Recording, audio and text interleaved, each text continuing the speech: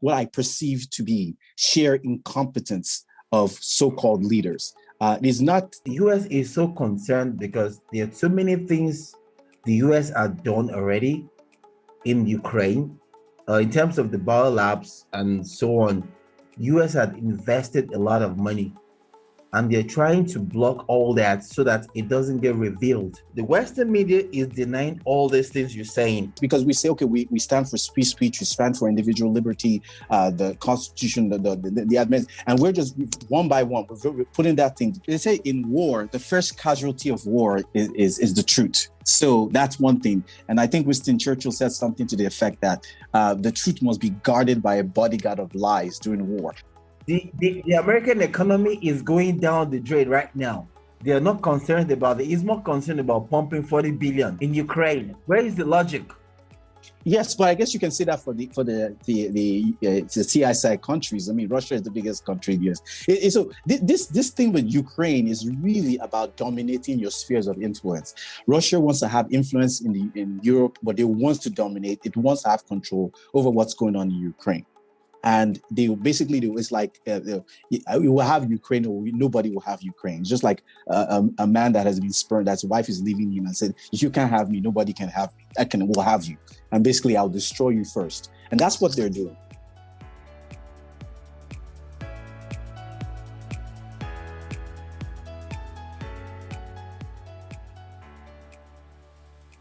Hello. Welcome to another episode of Lost Lagosians, podcast where we talk about all things Lagos, Africa, and Lagosians in diaspora. Today we have two Lagosians. We wanted to talk about the situation in Ukraine. There's just a lot of conversations around that right now. It's a very hot topic. We wanted to open that up for a conversation, a very, very intellectual, highly intelligent conversation. And you are in for a treat. This is going to be fun. And also, more importantly, to be very, very informative and educational. So brace yourself and let's get into it. Our first guest is actually living in Russia. He's a Russian, Lagosian. And our second guest is here in the United States. The feeling coming into this conversation is someone who's there, who's present. He has more exposure. He knows what's going on. He's got like a first-hand experience of the situation in hand. And then we have someone in the US who's representing the Western world. I was reading recently the UK Prime Minister was making a comment about how they have to make sure that Putin loses. And the United States, for example, is doubling down on funding Ukraine. Actually, Congress passed, I believe, $40 billion in funding for Ukraine. And part of that is to help Ukrainians and the Ukrainian military to be able to shoot down Russian long-range missiles. So a lot of money is being invested in this, despite the current economic situation and financial recession that is impending. Lots to talk about. Without further ado, let's go ahead and get started with what is the current situation in Russia at the moment. For now, basically nothing is really happening. Everything is calm, everything is peaceful. We're not affected in any way. That's why it's even reduced now, unlike before when the whole thing started. The tension was a bit high, people were panicking, people were like, afraid, indecisive what's happening, what to do. People want to relocate, and the statistics of Russians leaving the country has really gone high. Over 5 million Russians have left the country. So for me, I'm living here. My work is not affected in any way. So nothing is basically happening. Okay. Maybe I could, of course, we probably read different news sources. What I heard is that over 5 million have left the country. It's one of the largest. No, the Russians who are leaving. Russians are rich people. They're leaving not because of the war. They're leaving because they don't know what to expect. Just fear of the unknown, right? Oh, so they're panicking. So that is out of panic. Yeah. Like, okay, now I'm living in a skyscraper, right?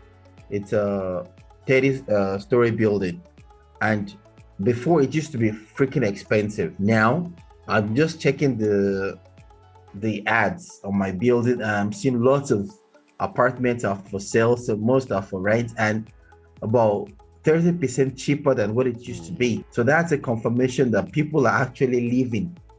And I got to know an average Russian has got dual citizenship. An average Russian has either a Schengen citizenship or American citizenship or Asian citizenship. So they always have plan B. So that's when they say Russians who have left during this issue are over 5 million. It's correct. So I've heard some for political reasons or economic reasons. Of course, Russians that are being sanctioned abroad, so the oligarchs have been sanctioned abroad, have been afraid to come back because they're worried about their confiscation of their wealth. So the issue, from one of the things I said. I want to correct that. Sorry, let me kind of correct that. So according to the Moscow Times, the publication from May 6, 2022, 4 million Russians left already. So I think the 5 million is probably closer. That's what I'm telling you. When they tell you 4 million, you must know I'm telling you what it is, what we know. This is inside information. So when they tell you 4 million, of course you know what they're talking about. Because just for the Finnish embassy alone, the number of applicants who have applied for Finnish visa is over 2.7 million or thereabouts. Right? That's just for Finnish visa. Now, imagine other visas, other countries. Yeah, I think the more important question is why are they leaving? And you were saying it's because they're panicking. No, that's what I'm saying. An average Russian has got dual citizenship with Asia, with the Western Europe, and everywhere. So for them, it's no big deal because they have a plan B. Well, in terms of what's going on on the war front, what is that right now? The Russians are making big advances in the eastern part of Ukraine, the Donbass region.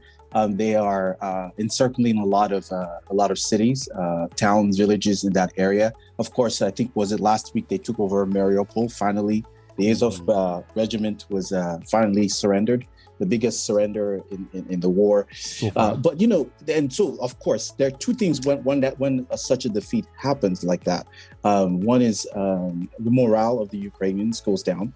The soldiers morale is very important in any army.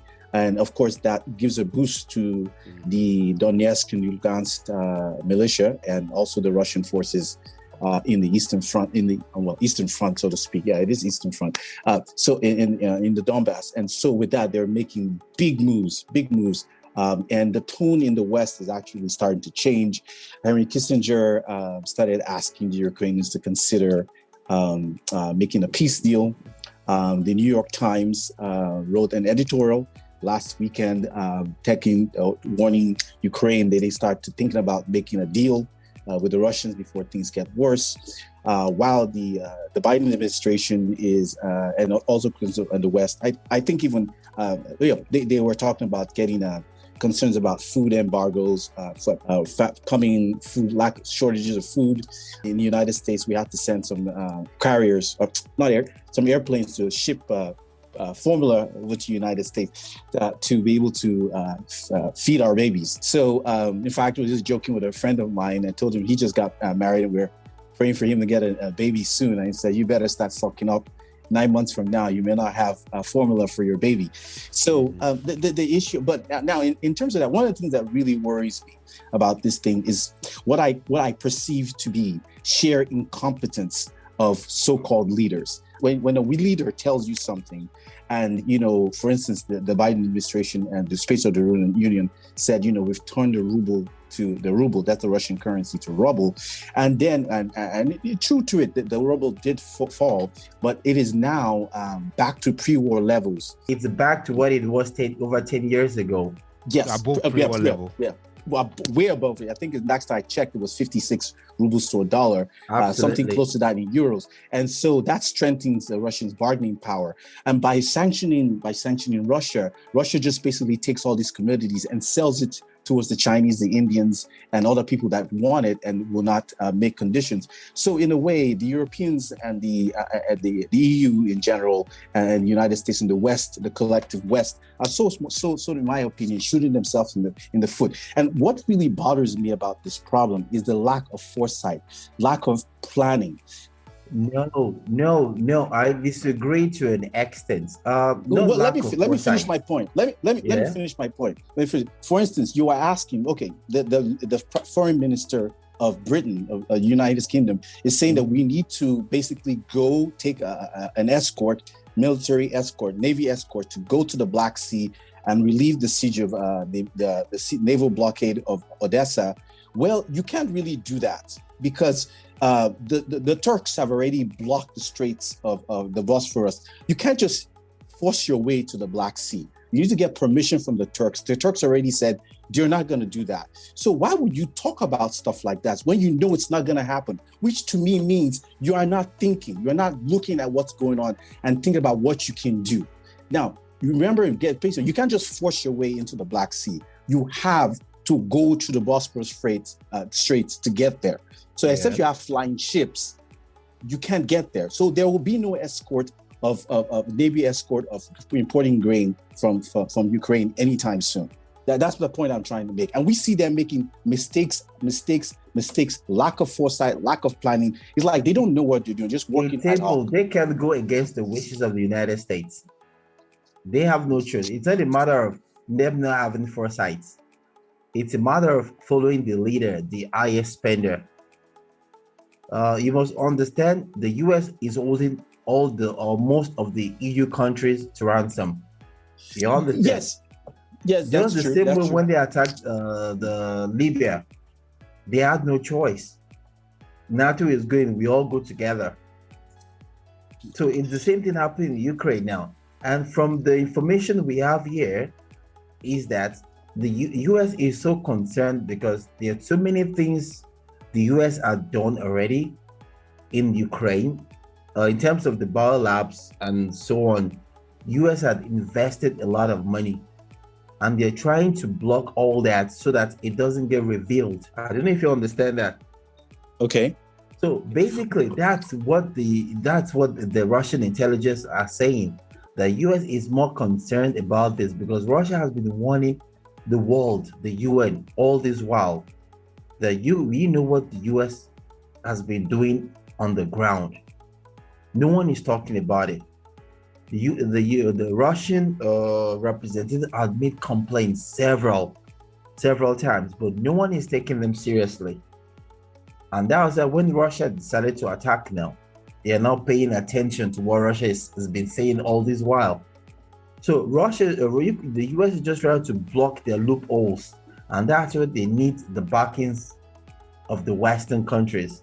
Well, at the point, the other thing that I think that is also that I think was not planned for. Basically, when we say, oh, there's an international coalition or whatever, it just really includes the Western Hemisphere, so to speak. African nations are not really involved. They don't want to get involved in this. China is not sanctioning Russia. India, the second largest country in the world in terms of population, is not sanctioning Russia. There's countries in the Middle East. Saudi Arabia has refused to increase oil production because they don't want to displease their partners, their Russian friends.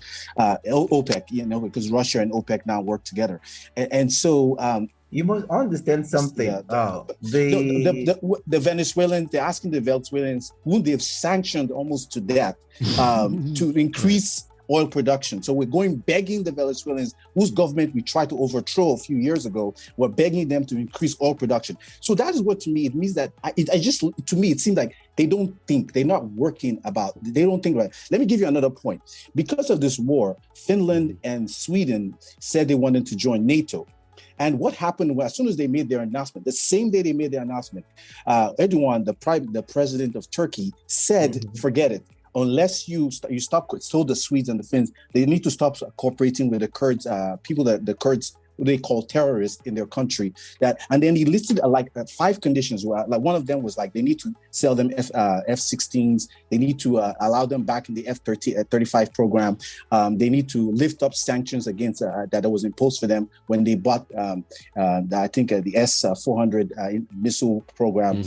And I think there was 1 or 2 more conditions. They listed 5 conditions. Like if you don't get this, then Finland and Sweden are not joining NATO. Now, when announcements like these are made internationally, you go ahead and consult the people's stakeholders first. Before anywhere, not even anywhere, really. That's what I would think you would do. Before you make an announcement like that. Which means that they made the announcement and expected everybody to follow in line. But they didn't talk to the Turks. Even the Croatians are saying that, we don't think this is going to happen. I mean, we don't even know what the Hungarians are going to do because Hungary is always kind of reluctant to go along with these things like this. So it's the Hungary stand has always been known. Hungary's stand has always been known. They've always said, no, we're not sanctioning Russia. And they were the first to opt for paying in rubles. They were the first country in the EU to concord that no, we are willing to pay in rubles. So my point is this: you're having what, in my opinion, you're having people that are. It seems to me, if you look at these people that are so-called leaders, they're mostly like. I'm not trying to insult anyone of a lord that's a background, but sometimes they're journalists. They have degrees in law or philosophy or politics. They don't know how to run a country. They don't know how to run systems. It's like they're not doing a good job. And as a result, we're having worsening inflation. As a result, we're having this war that nobody knows when it's going to end. I mean, you never really know when wars are going to end, but it doesn't seem to end anytime soon. The Russians are going to get, seems like they're going to get their objectives in Donbass anytime from now. And then what's going to happen afterwards? Because I'm telling you, the Russians have put a lot of blood and money. They're not going to give it up. They're not going to get it, except they face a terrible military defeat in Ukraine. They're not going to give it. Which is unlikely. They're already giving. They're already giving. It's unlikely, except the US gets involved personally. And they can't. That's the thing. They have everything at stake. Yeah, this is the most exodus Russia have seen since 1917, though. No, I disagree. No, even if they lose 4 million citizens, according to the Moscow Times, they're going to get the Russians are now offering citizenship to people in the regions that they've taken. Remember the Kherson region, the people in the eastern Donbass, or South Ossetia, the other country, I forgot, Afghanistan. So they're giving citizenship to these people. So they're giving citizenship to these people who are going to become Russian citizens. And probably start fighting the Russian war. Oh, they'll be grateful to the Russians for giving them citizenship. So for quote unquote liberating them from the people that, if for instance, one thing that people have not, that the Western media will not tell us is this.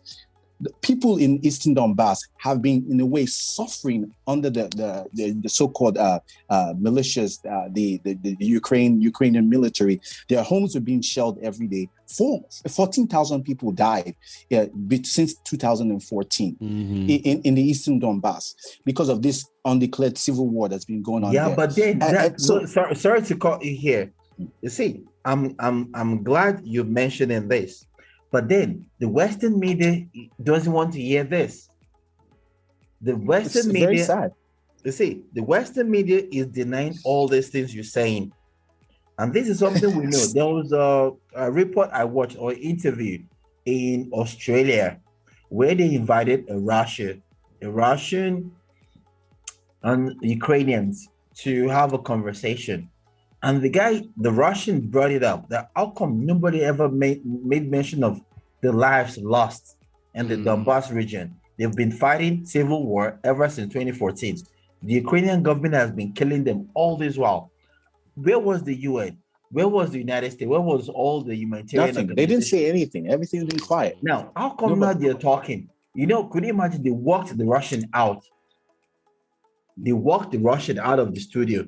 Oh, really? Yeah. Well, I mean, the censorship is very sad because one thing that's very disappointing is the revocation, so to speak, council culture that we put on to everything that it seems to be not for this war. Let's put it that way. It varies because we say, okay, we stand for free speech, we stand for individual liberty, the Constitution, the admin, and we're just one by one, we're putting it aside. It's very sad. For instance, there are two pranksters that I've forgotten what their name. They call people around the world, make fun of them. They pretend to people that they're not. Oh yeah, the Russian guys. There are two of them. I know them. And so they pranked the foreign minister of the United Kingdom and also the defense minister, and they published it on YouTube. What did YouTube do? They took them off YouTube. So now they also pranked George W. Bush, the former President Bush. And they got him to. They pretended to be either foreign ministers or the president of Ukraine, and you can't find it. You can't find under. Well, did you get the message in the interview? I didn't listen to the entire interview. Now let me explain something. The fraction of the interview. There was this American soldier who also wanted to fight for Ukraine, so he had to escape, right? So after he Yes. escaped, he was already in Ukraine. He thought he was going to fight a just war. Now, he had to escape. He ran away. So when he ran away, I can't remember his name. Now, he made an interview describing what was really happening. They've been misleading everybody all along. So, well, you know, they say in war, the first casualty of war is the truth. So that's one thing. And I think Winston Churchill said something to the effect that the truth must be guarded by a bodyguard of lies during war. So that's not unexpected. But at the same time, you just kind of like realize before that this is just people that basically exist on lies and make lies to get into power. Yeah, but what if we don't have the full picture? What if we don't have? We never have the full picture and the war is over. No, I mean, there might be something that the Joe Biden administration know that we don't know. There might be something they are trying to protect. For example, but that's the whole idea. But that's the whole point. Why do you think U.S. is showing so much interest now? Because the American economy is going down the drain right now. They are not concerned about it. It's more concerned about pumping 40 billion. Well, generally speaking, where is the logic? Generally speaking, in times of economic distress, most governments rather deal with foreign wars, foreign affairs, than deal with domestic politics. It's a way of distracting the people, raising the flag. People rally around the flag. This is not uncommon. I'm not trying to be cynical, but it happens in every country. It happens in Russia. It happens in the United States. Usually, when governments get into some domestic problem, they start looking outside the country to get people out of it. If you ever watched the movie Whack the Dog, it really tells you that's kind of how they do it. I mean, Margaret Thatcher did it in the Falkland Wars. The Argentinians also did it when they seized the Falkland Islands back in the early 80s. They caused problems, basically to help them distract them from their domestic issues. So it happens all the time. Biden would probably like to be known as a good war president in the mold of Roosevelt, and rather than deal with all the inflation and stuff like that. But the thing with people like Roosevelt was he was a statesman. He knew how to run a country. He was the longest serving president in the United States. He served 3 terms. He died in his 4th term. He knew how to run the country. And when it was time for war, he knew how to run a war. So Biden is no Roosevelt. Well, I don't know. Was it not MLK that said whatever affects one affects all? And this is what I mean by that. If Russia can unilaterally, decides on taking over a particular neighboring country, even though it's far away, I think the US is kind of saying, well, if we allow this go, others might kind of want to do the same thing in other parts of the world. Unfortunately, the problem is that the US has already done so. They did so to Serbia. They did so in Yugoslavia. Yugoslavia. So, and also in the example of Kosovo. And so is the pot calling the kettle black. If we had not done such precedents, this would not be, at least Putin will not for have. For our audience, can you remind us that background? Okay. What you're talking about? Okay, in the early 90s, during Clinton administration, there was a complaint. There was quote unquote there was genocide against the Kosovans in Yugoslavia, and as a result, NATO, which was supposed to be a defensive alliance, attacked and invaded Yugoslavia and basically created the state of Kosovo out of Serbia, and basically on their own, they just carved out Kosovo out of Serbia as a watchdog of peace. Well, NATO was never given a mandate by the United Nations to do this. Nobody told NATO to do this. They just did it on their own. Okay, and so they did it on their own. And so what happened? So the Russians took notes of this and said, well, when we do this, don't complain.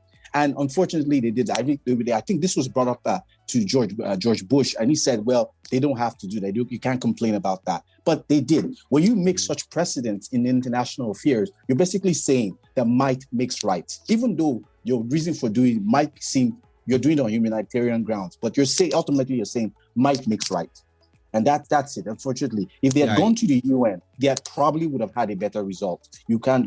But right now, I mean, even there are many countries that don't recognize Kosovo internationally, just as like many countries, majority of the countries in the world do not recognize Crimea as part of Russia. And that's the thing. But because it's a model situation. But who set it up? It was the United States with NATO. And Yeah. who's controlling NATO? So United The States. US is controlling Who it. controls the affairs of NATO? Who is the highest donor in NATO? Yes, but I guess you can say that for the CISI countries. I mean, Russia is the biggest country. Yes. So this thing with Ukraine is really about dominating your spheres of influence. Russia wants to have influence in Europe, but it wants to dominate. It wants to have control over what's going on in Ukraine. And it's like you will have Ukraine or nobody will have Ukraine. It's just like a man that has been spurned, that's wife is leaving him and said, if you can't have me, nobody can have me. Will have you. And basically I'll destroy you first. And that's what they're doing. That's a good analogy. The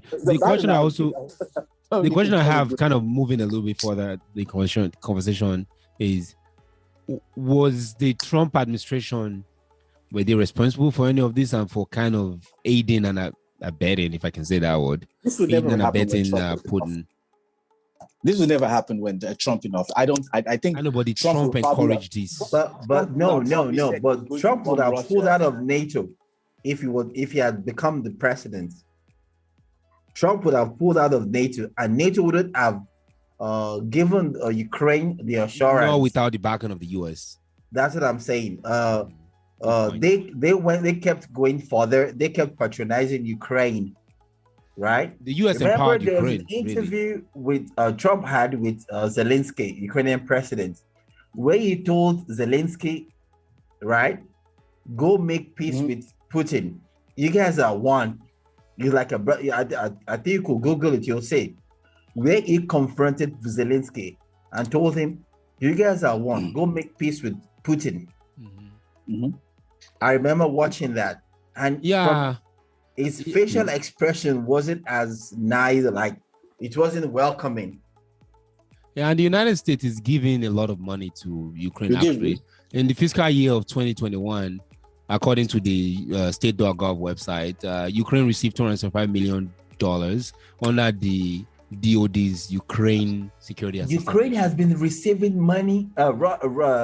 Ukraine has been receiving money all this while from this 2021 though. The 2022 they got $300 million, and just very recently, as of May 10, Biden signed a $40 billion. Now, $40 billion is nearly 90% of the budget of the Russian military. Absolutely. So which is basically ensuring that this war, if the Ukrainians have as much supplies as they can, will go on indefinitely. But here's the thing about armies. But that doesn't make sense. We just put out of soldiers. Afghanistan. Why would you go out of Afghanistan, but then you want to go into Ukraine? Woefully put out of Afghanistan. Are you trying to start a war in Ukraine? Let me tell you why. It doesn't make sense. Understand. The MIC, all right, is complaining that the industrial complex, military industrial complex, complaining. You see, they were making a lot of money in Afghanistan. They were making a hell lot of money. They're making a lot of money, yeah. Now, it was a lot. See, it favors them when there's war. They need this to be happening. You understand that? And now they have another avenue now. See, they create artificial war just so they have where to send their weapons, their munitions. Yeah, because we want to keep making them. Understand? Now, who is paying? All the EU countries are contributing. Where are they buying the weapons from? Okay, talking about the military-industrial complex, let me just point you to this website. It's actually run by the United States. It is called the Special Inspector General for Afghan Reconstruction. It's spelled SIGAR.mil. Go to that website and it will list, you see the list of what we have done in Afghanistan, how billions of dollars, probably up to $1 trillion was wasted in Afghanistan. In a way, when Afghanistan war started, I was all gung-ho. I was supportive of it. But as time went on, we lost our focus. We didn't know how to make peace, and eventually we lost. You were playing into the hands of the media. It was, and I agree. And so we lost. Rather than focusing on Afghanistan, we started diverting towards Iraq. Had made a debacle of Iraq, weapons of mass destruction that didn't exist, and basically created an atmosphere that actually eroded trust in American people, I'm in their really sorry. government. So I'm actually right here right now. Yes. And I'm going to probably take this home because we are kind of running out of time. So I visited our website. According to this website, sigar.mil, SIGR.mil, the United States have spent $145 billion trying to rebuild Afghanistan in the past 20 years. Wow. What would that money do to Nigeria? I'm just thinking, what would that money do in Africa? That big, 145 billion. Don't go there. What that would do in America? Don't go to Africa. That's what let's it's just, actually. I think it's a trillion. It's a trillion. That 1 billion is just a subset, probably just military aid. But no, this 1 billion is to rebuld. It's just for rebuilding efforts. Okay. Yeah, not the whole package. Sorry. Let me call you guys here. Yeah. The worth of weapons left behind. Do you know it's about 7 billion? Wow. That's the worth of. That's true. I wouldn't disagree with that. Leftovers was over $7 billion US. The Taliban were flying Black Hawk helicopters after they took Kabul. Black Hawk helicopters. If you ever watched the movie Black Hawk Down, you'll see how useful those helicopters were. Yeah. So this is what I think. 837 billion was spent during the war. 837 billion. Oh my God. So here's the thing. I think what happened, I could be wrong because I don't know what's going on in the Biden administration mind, but you made a debacle in Afghanistan, okay?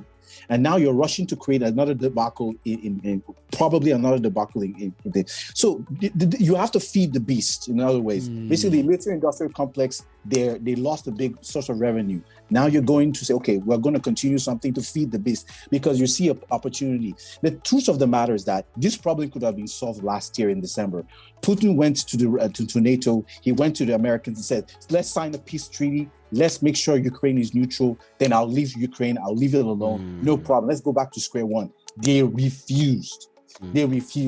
And so, I mean, in a way, Putin still has responsibility for this because in a way, this is a war of aggression against Ukraine. A war crime. And it's not a war crime. It's not a war crime. Well, they are trying to make it look like it's going to be like Putin. I've read that. It's a good thing you said they are trying to make it. You see, it's all accusations. Well, if it's a war crime, then the United States has committed war crime, which we have in Afghanistan, in Iraq, in Libya. You see, there's so many allegations against the United States, which they never admitted today. Nobody took them serious. I think the theory is if many people support what I'm doing, it's not wrong anymore. If I can have Britain behind me, if I can have my friends in the G8 summit behind me, obviously except Russia, but if I can, then that's fine. It's not wrong anymore. So morality is kind of shifting.